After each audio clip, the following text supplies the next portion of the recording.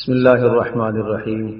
رسول اکرم صلی اللہ تعالی علیہ وسلم کے سر کے بال اور آنکھیں۔ حضرت صلی اللہ تعالی علیہ وسلم کے مبارک سر کے بال اکثر کندھوں تک اور کبھی کبھی نرم گوشت تک 3 قسم کے بال رسول پاک صلی اللہ تعالی علیہ وسلم کے صحابہ کرام رضی اللہ تعالی عنہم اجمعین نے نقل فرمائے ہیں۔ کبھی ذرا کان کی لو سے تھوڑے سے اوپر اور کبھی کان کی لو تک اور کبھی اس سے نیچے تک، یہ حضرت صلی اللہ تعالی علیہ وسلم کے اس طرح سے بال ہوا کرتے تھے، اور انتہائی نفاست اور صفائی کے ساتھ حضرت صلی اللہ تعالی علیہ وسلم کے بالوں میں مبارک بالوں میں تیل بھی لگا ہوا ہوتا تھا، اور حضرت صلی اللہ علیہ وسلم کے بال خوب سنورے ہوئے ہوا کرتے تھے۔ بالوں میں حضرت صلی اللہ علیہ وسلم کنگھی بھی کیا کرتے تھے، اور کنگھی کرنے میں بھی نبی پاک صلی اللہ تعالی علیہ وسلم دائیں جانب کو ترجیح دیا کرتے تھے۔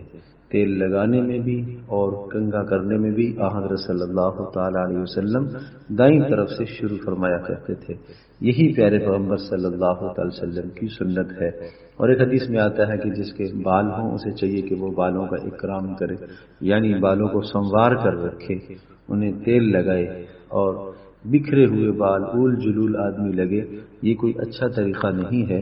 حضرت صلی اللہ تعالی علیہ وسلم کے بال انتہائی نفاست کے ساتھ سنورے ہوئے ہوا کرتے تھے، اور نبی پاک صلی اللہ تعالی وسلم مبارک آنکھوں میں سرما بھی ڈالا کرتے تھے، باوجود یہ کہ حضرت صلی اللہ تعالی وسلم کی آنکھیں قدرتی طور پر سرمگی تھی اور انتہائی خوشنما اور خوبصورت معلوم ہوتی تھی اور کشادہ تھی، اور اندر کی جو سیاہی وہ انتہائی سیاہی تھی، اور سفیدی وہ سفیدی ہوا کرتی تھی۔